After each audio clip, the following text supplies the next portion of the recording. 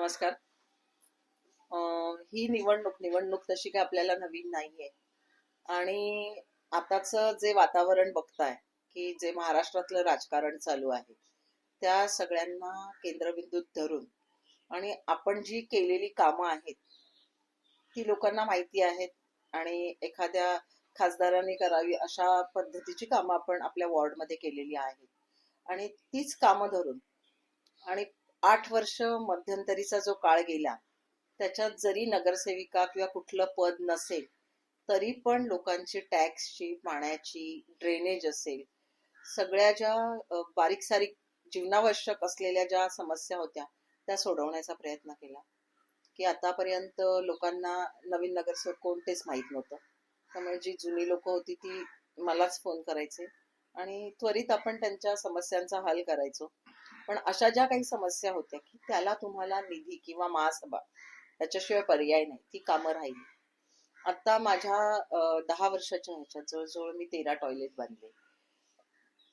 नाल्याची आपली आरसीसी पद्धतीने जी आपण भिंत बांधली पूर्ण त्या मीनाताई ठाकरे चौकाच्या पासून ते वृंदावन पर्यंत, त्यातला एक मधला पॅच माझा फक्त राहिला आणि माझ्या बंगल्याच्या समोरचा जो 100 फूट चा पॅच असेल तो आपण तिसऱ्या टर्म मध्ये करू ह्या आशेवर होती.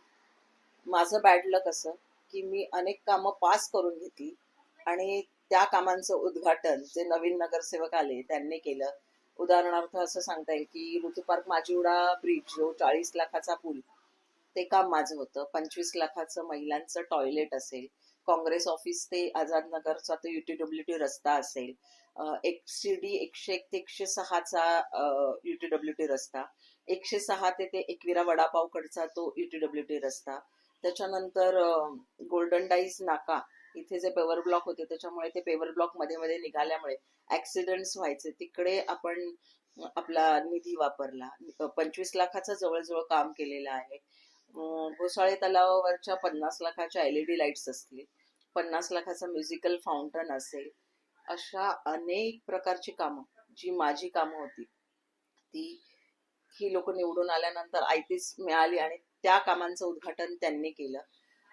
माझ्या मनात अनेक प्रभागात आरोग्य केंद्र जे माझं पूर्णत्वास आले होतं आणि ते ह्या लोकांनी सांगितलं की नको आहे म्हणून पूर्ण झालेली फाईल ती माझी हे गेली. खूप वाईट वाटलं की आपण ज्या पोटतिडकीने लोकांना मूळ सुविधा मिळाव्यात त्याच्यासाठी मी जे प्रयत्न केले होते, ते आरोग्य केंद्र जेव्हा ती फाईलच पूर्ण रद्द करण्यात आली तेव्हा मला खूप वाईट वाटलं की आपण लोकांसाठी झटलो, लोकांसाठी हे केलं. फक्त वॉटर गटर मीटर ह्या माध्यमातून न बघता खूप आपण कामं केली.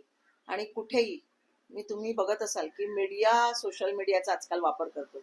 इथे कचरा काढला, थोडंसं दाखवलं, फांदी पडली, मी काम करतो, ह्याला काम म्हणत नाही. पण मला सगळेजण म्हणतात तुम्ही वहिनी इतकं काम करताय आणि तुम्ही सोशल मीडियावर टाकत नाही, ही सर्वात तुमची मोठी चूक आहे.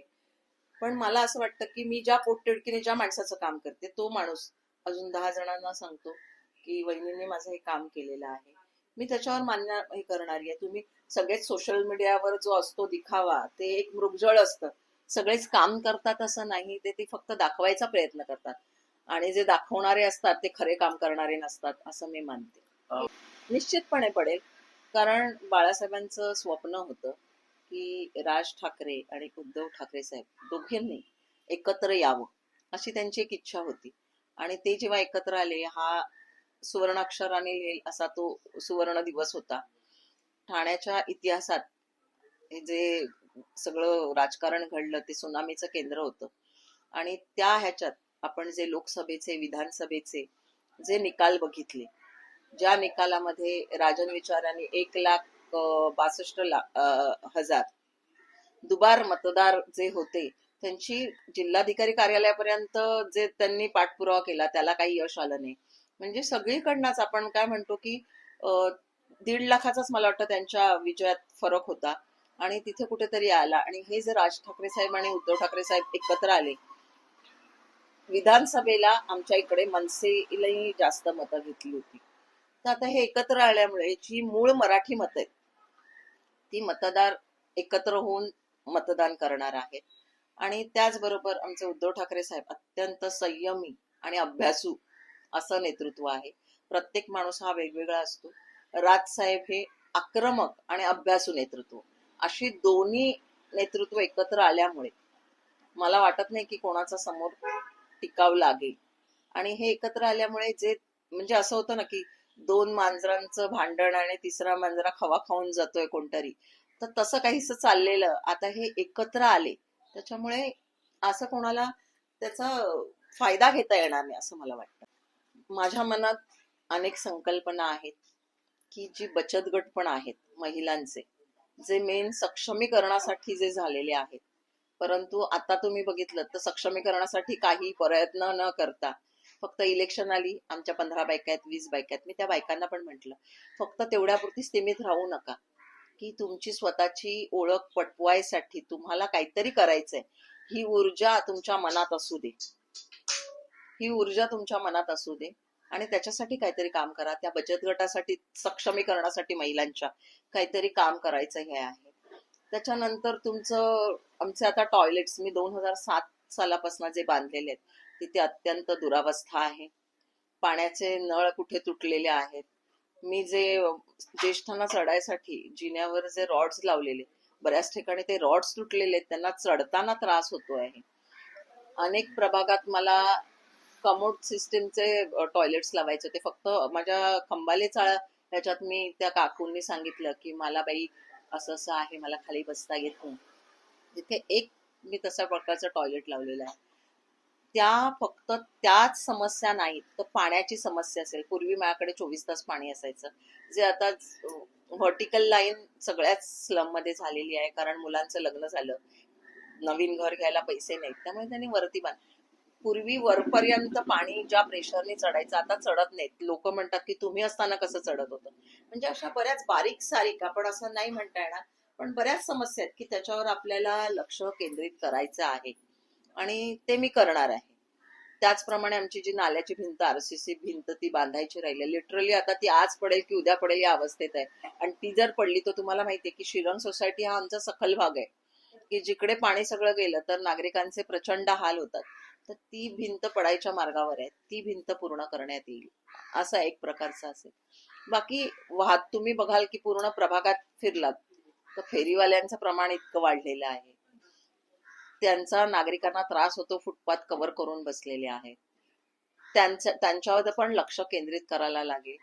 त्याच्यानंतर दिव्यांग योजनातर्फे स्टॉल लावलेले आहेत, त्या कुठल्याही स्टॉलवर रजिस्टर नंबर नाहीयेत. मग खरेच ते स्टॉल महानगरपालिकेने वितरित केलेत की कोणी केलेत, त्याच्यावर तुम्हाला लक्ष केंद्रित करायला लागेल. किंवा मला वाटतं ऋतुपार्क, म्हणजे प्रत्येक एरिया, प्रभाग तशी समस्या, ज्या स्लमच्या समस्या असतील त्याच सोसायटीच्या असतील असं सांगता येणार नाही. म्हणजे त्या त्या पद्धतीने मी आता त्या समस्या जाणून घ्यायचा प्रयत्न करते, त्या त्या पद्धतीने आम्ही पुढे जाण्याचा प्रयत्न करतोय आणि त्या पद्धतीने मी काम करणार. लोकशाहीच्या उत्सवामध्ये मला एकच सांगावंसं वाटतं की जे लोकशाही डॉक्टर बाबासाहेब आंबेडकरांनी आपल्याला सर्वात मोठं संविधानाचा एक मोठा राईट दिलाय की तो राईट टू व्होट. इकडे गरीबातल्या गरीब माणसाच्या समोर पण तो मंत्री 5 वर्षांनी का कोण जात नसेल पण तो हात जोडून उभा राहतो. म्हणजे तुम्हाला किती मोठं योगदान बाबासाहेबांनी दिलेलं आहे. आणि लोकांनी ह्याचा बाजार करून ठेवलाय की खरे काम करणारे बाजूला राहतात. मला आदल्या दिवशी कोणी दिलं, मला ह्याने कुकर दिला, ह्याने मला 1000 रुपये दिले, ह्या आमिषांना भूलथापांना न बळी पडता त्या लोकांनी खरं काम करणारं कोण, त्यांना आम्हाला 5 वर्षात स्थानिक नेतृत्व कोण आहे किंवा आम्हाला कोण मदत करेल ह्याच्यावर त्यांनी भर दिला पाहिजे. 500 रुपयात आजकाल बाजारात काय येत नाही. तुम्ही बाजारात गेला तर 500 रुपये कुठे जातात ते तुम्हाला कळतही नाही.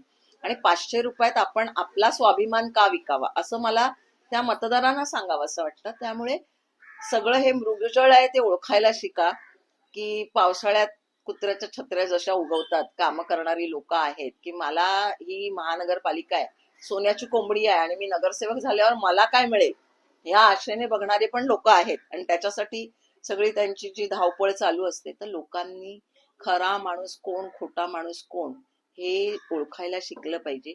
मग मतदारांना मला तेच आव्हान असेल की तुम्ही पैशाच्या पाठी जाऊ नका, तुमचं काम करणारा माणूस ओळखा आणि बाबासाहेबांनी हे जे सर्वात मोठं संविधान तुम्हाला दिलं त्याचा योग्य वापर करा.